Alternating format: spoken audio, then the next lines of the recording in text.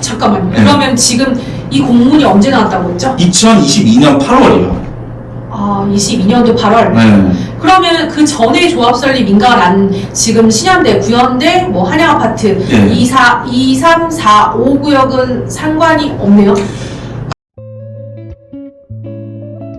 최근에 새로운 이슈가 터졌습니다. 네, 최근에. 무슨 이슈가 터졌을까요?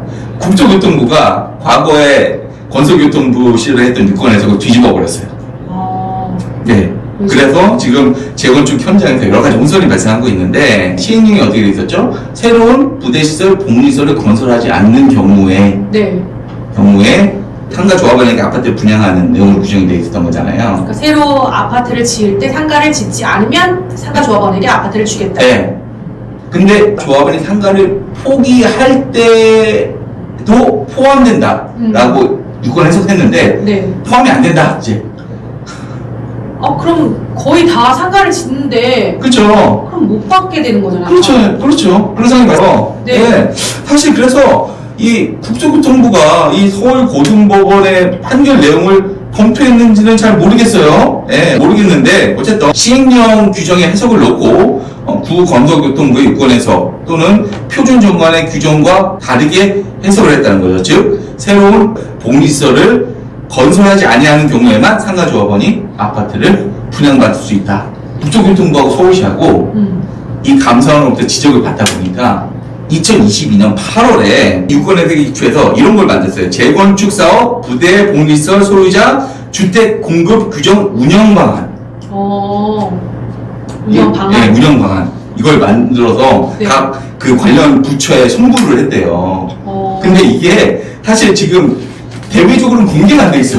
그럼 외부 사람들은 모르고. 왜 외국 사람 잘 몰라요. 저도 아무리 촬영했는데 못 찾았는데 저는 우연한 기회에 어떻게 이거를 알게 됐어요. 지금 언론 기사에 좀 나와 있어요. 그래서 읽어드릴게요. 이것도 좀 중요해요. 새로운 부대 복리시설을 건설하지 아니하는 경우에만 1주택 공급이 가능하다고 유권 해석하며, 네. 상가 조합원이 상가를 포기하는 등 새로운 부대 복리시설을 공급하지 아니하는 경우에는 1주택 공급 불가. 근데 이렇게 되면은 무조건 거의 새로 지을 때 상가를 짓는데 상가를 안 짓는 경우만 아파트를 받는다. 그렇지 않고서는 못 받는다라고 하면 난리 날 것 같은데요? 그러니까요. 그러니까 외부적으로 공개를 안 하고 있는 건지 뭔지 모르겠어요. 도대체 뭘까요? 난리 나겠는데요? 그리고 두 번째, 지급은 표준정관을 개정하는 권한이 국토교통부가 아니고 시도로 내려왔어요. 여기에서 해야 되는데, 시도에서 표준정관을 이미 작성 배포한 경우라고 한다면 새로운 부대 복리시설을 건설하지 아니하는 경우에만 1주택 공급이, 즉 새로운 복리시설을 건설하지 아니하는 경우에만 상가조합원이 아파트를 분양받을 수 있다. 가능한 곳으로 즉시 변경해라. 즉시 변경해라? 그리고 향후 시도에서 작성하는 표준정관은 해당 내용을 반영해서 작성해라. 이렇게 지침을 내렸어요, 지금. 그것도 보면 이 공문 시행일 이후에 조합 설립 인가가 신청된 조합 정관은 새로운 부대 복리시설을 건설하지 아니하는 경우로 하여 인가를 해라. 잠깐만요. 그러면 지금 이 공문이 언제 나왔다고 했죠? 2022년 8월이요. 22년도 8월. 그러면 그 전에 조합 설립 인가가 난 지금 신현대, 구현대, 뭐 한양아파트 2, 3, 4, 5구역은 상관이 없네요. 이걸로 봤을 땐 그래 보이긴 합니다. 여기서 뭐라고 얘기했냐면, 기존 표준 정관 등을 신뢰해서 새로운 부대 복리시설을 공급하지 아니하는 경우 1주택 공급이 가능한 것으로 인가된 조합 정관이나 또는 공문 시행일 이전에 인가 신청된 조합 정관은 그대로 인정해 주겠다. 조합 정관은? 조합 정관. 그 전에, 그러니까 이 공문 시행일 이전에 조합 설립 인가 신청했을 때 조합 정관 내잖아요. 그런 조합 정관은 인정해 주겠다. 어쨌든 이 공문이 2022년 8월 이전에 있었던 거는 기존 걸로 인정해 주겠다. 라고 또 지침을 내렸어요. 그런 걸로 봤을 때는 기존에 2022년 8월 이전에 조합 설립이 돼서 이 기존의 표준 정관의 내용이 그대로 반영되어 있었던 그 정관은 뭐 인정해 주겠다라고 해석이 되기는 합니다.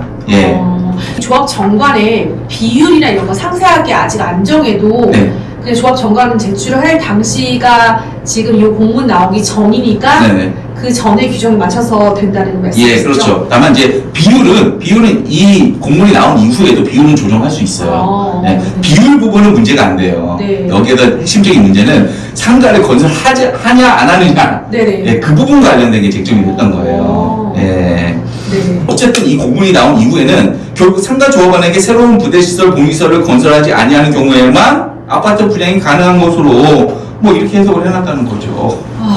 근데 또 한편으로는 네. 다행이다라는 생각이 들어요. 왜냐면 이게 2, 3, 4, 5는 21년도거든요.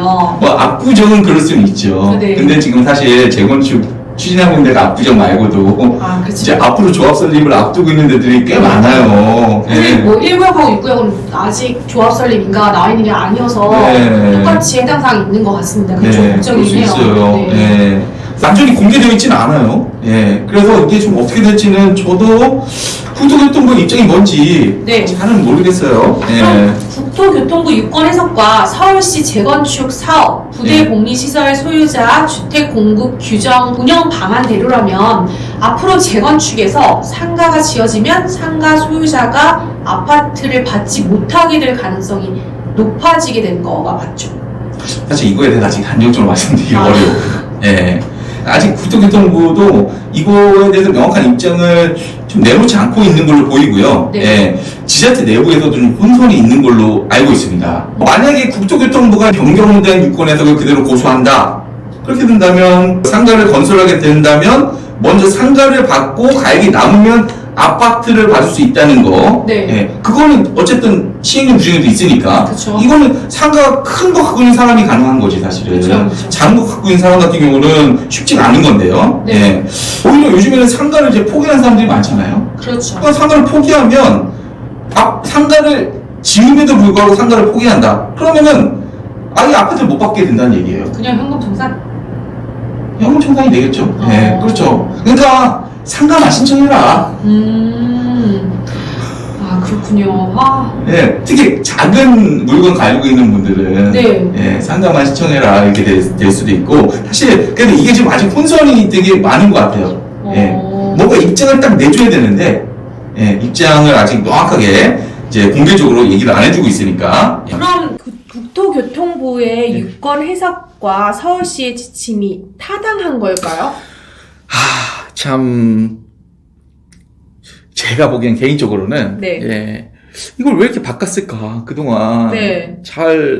그나마 이제 상가 소유자분들이 아파트를 분양을 받을 수 있다는 이제 유권 해석이 있어서 그쵸. 그나마 그걸 통해서 또 협의도 잘 됐었던 적이 있거든요. 네. 예. 근데 왜 이런 바뀐 유권 해석을 냈을까? 음. 지금 의문이긴 해요. 그리고 사실 이렇게 바뀐 유권 해석과 지금 서울시의 운영 방안 네. 이거에 대해서 비판의 목소리가 많아요. 예. 특히 재건축을 추진할 때, 네. 재건축할 때 조합 설립 단계에서 가장 분쟁이 많은 게 그리고 풀어야 될 숙제, 어려운 숙제 중에 하나가 상가 소유자분들과의 협의거든요. 맞아요. 예. 아니 동의서를 진구할 때 상가동만 별도로 네. 예, 과반수 이상 또 받아야 돼요. 그렇죠. 예, 동별 동의 요건을 충족을 해야 되니까. 그렇죠. 근데 상가가 협조하지 않는다? 그럼 조합 설립 자체가 불가능해요. 그렇죠. 예, 그렇잖아요. 예.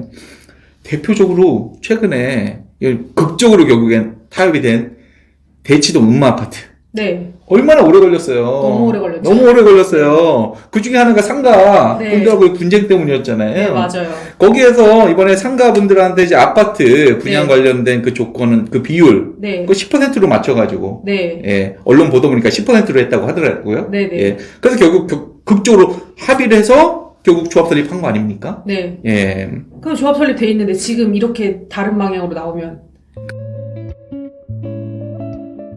그러니까요. 머리 아플 수. 아니, 머리 아플 수밖에 없어요. 그래서 이 부분은 지금 제가 보기에는 입장 정리가 지금 필요하다고 생각이 들어요. 네, 그럴 것 같아요. 더군다나 재건축이 진행되면서 사실은 상가를 소유한 분들이 재건축을 과연 적극적으로 환영할까 생각을 해보면 반드시 그런 건 아니에요. 네. 왜 그러냐면 자 상가 입장에서는 재건축하게 되면은 사실 영업을 그만둘 수밖에 없죠. 네. 그렇죠? 그리고 떠나요. 그쵸. 그러면 강제 퇴직당하는 거거든요. 그쵸. 예, 명예퇴직도 아니고. 네, 강제. 재건축이 반드시 반가운 소식은 아니에요. 그렇죠. 더군다나, 재건축에서는 영업보상 없어요. 그렇죠. 재개발은 영업보상이 있는데 재건축은 영업보상이 없습니다, 법적으로. 네. 예, 이거 지금 착각하시는 분들이 있는데, 재건축에서는 영업보상이 없습니다, 법적으로. 네. 네. 근데, 이 매장에서 영업 되게 잘 되는 데도 있거든요. 그렇죠. 예. 그런 데 같은 경우는 지금 한참 지금 수익을 올리고 있는데, 네. 재건축 된다고 생각을 해보세요. 좋겠어요? 싫죠. 싫잖아요. 그동안에 단골 고객들 굉장히 많은데 다 잃는 거잖아요. 맞아요. 예, 누가 원하겠어요. 네. 예, 더군다나 최근에 상가 조합원분들도 상가 받는 거 원하시나요? 아파트 받는 거 원하시나요? 아파트. 왜 아파트일까요? 아파트 가치가 올라가니까. 네, 그렇잖아요. 맞아요. 상가가 올라가는 것과 아파트가 올라가는 것과 차원이 다르잖아요. 그렇죠. 아파트 분양 무조건 선호해요. 네, 맞아요. 그렇잖아요. 예. 이거를 이렇게. 예. 더군다나 또 이것도 있어요. 예. 그러다 보니까 상가 쪽에서는 네. 주춤합니다. 예. 주춤해요. 예. 근데 아파트 입장에서는 또 상가를 넣으려고 해요. 왜 그럴까요? 일단은 그래야지 수익이 늘어나니까. 그쵸. 핵심은 수익이에요. 재건축 진행할 때 상가를 포함하잖아요. 네. 그러면 아파트 배치. 네. 제일 중요한 거 용적률. 네. 굉장히 많은 혜택을 볼 수 있고요. 네. 예. 그게 상가를 배제할 때와 비교할 때 훨씬 높은 사업성을 기대할 수 있습니다. 그렇죠. 예. 이 높은 사업성에 근거하여 일부 재건축 구역에서는 상가 소유자들한테 상가도 주고 아파트도 주고, 네. 예. 그 다음에 맞아요. 추가 혜택도 주면서 약속하겠다고 하고 상가 소유자들을 재건축에 참여하게 유도한 사례도 있어요. 그쵸. 예. 그렇게 한 이유가 뭘까요? 그렇게 했을 때 아파트 이득이 훨씬 높으니까. 그쵸. 그렇게 하는 거예요. 빨리빨리 할 수 예. 있고, 속도를 줄일 수 예. 있고. 그렇게 상가가 이렇게 참여할 때 사업성이 더 좋아지고, 상가 소유자들과 신속하게 협의해서, 재건축 사업을 빨리 진행할 수 있다고 한다면, 그게 또 합리적인 방법이겠죠? 네. 네. 시간의 비용을 아낄 수 있으니까 훨씬 더 합리적이죠. 이 상황에서 국토교통부 유권에서 나오셔서 조합 사무실에서 전화를 받으셔야겠어요. 예. 만약 이 유권 해석이 그대로 관철이 된다. 바뀐 네. 유권 해석이. 그러면 어떻게 될까요? 그동안의 이런 협상안은 애초에 불가능하게 되는 거죠. 그렇죠. 상가를 건설하게 될 경우에는 상가 소유자에게 아파트 공급할 수 없으니까. 그렇죠. 예, 완전히 찬물을 확 끼얹는 상황이 되는 거예요. 끝까지 밀고 나갈까요? 그러면 다 브레이크를 걸릴 텐데. 이건 그러니까요. 압구정뿐만 아니라 다 마찬가지잖아요. 다 마찬가지예요. 네. 예, 지금 전국의 재건축이 다 마찬가지입니다. 그걸 아는 순간 다 뒤집어질 것 같은데. 그렇죠. 예. 그 몇 년 전에 그 주택산업연구원이라고 네. 굉장히 큰 연구원이 있어요. 네네네. 예, 여기에서도 재건축 사업 주택 상가 분쟁 해소 방안 네. 이런 것들을 발표했었거든요. 네. 거기에서 해소 방안 중에 가장 큰 꼭지로 강조했었던 내용이 있는데 그 중에 하나가 뭐냐면 자, 상가 소유자에게 아파트 분양권을 부여하고 그렇죠. 또 그 기준을 마련해야 된다. 그렇죠. 예, 이런 의견을 강력하게 피력한 적도 있습니다. 이런 협의는 필요하다고 생각합니다. 예, 지금 압구정뿐만 아니라 네네. 재건축 거의 지금 활화산처럼 지금 진행되고 있는 성수, 네. 성수, 네. 여의도, 네. 목동, 예, 이런 데 네. 있잖아요. 다들. 여기가 각종 규제로 인해서 오랫동안 멈춰 있었거든요. 네. 근데 최근에 속도를 확 내고 있는데, 네. 예? 여기에도 재건축 추진하는 과정에서 상가 소유자분들하고 분명히 네. 이런 협의도 했을 협의라던가 것이고. 이런 게 있을 거예요. 네. 근데 여기에 대해서 자, 규제 일변도로 가느냐 아니면 자, 조합과 상가 소유자들이 모두 상생할 수 있는 예, 이런 방법을 모색하고 자, 합리적인 협의안을 도출할 수 있도록 국토교통부가 또는 지자체가 예, 적극적으로 지원한다. 예. 이게 지원할 경우에 이게 바로 재건축 성공으로 가는 지름길 아닐까요? 그렇죠. 예. 주택 공급도 활성화되고. 예. 지금. 그래서 제 생각은 이런 상가 문제에 있어서만큼 그 담당 공무원뿐만 아니라 법률 전문가 그리고 또 각 이해 당사자들이 좀 모여서 합리적인 아이디어를 도출할 수 있는 태스크포스 예, 이런 것들을 좀 만들고 각 현장마다도 컨디션이 좀 다르거든요. 네. 예, 상가와 관련된 용적률이라든가 이런 것도 좀 다르고 네네. 상가가 들어가느냐 안 들어가느냐에 따라서 아파트 배치도 좀 달라질 수 있어요. 맞아요. 뭐 상가가 구역의 구석에 있는 경우도 있고요. 네. 아파트 가운데 뚝 있는 데도 네네, 있어요. 맞아요. 네. 예. 이런 데는 무조건 같이 갈 수밖에 없어요. 그렇죠. 예. 무조건 가야죠. 예, 배제할 수도 없어요. 네네. 그래서 각 그 현장 상황에 맞게 맞춤형 컨설팅을 하거나 네. 이제 적극적으로 법률 지원할 수 있는 체계를 좀 구성하는 게 매우 필요한 거 아닌가 그렇게 생각 좀 하고요. 사실 제가 이 분야에 대해서 그동안 오랫동안 이제 경험한 바에 의하면 다른 현장에서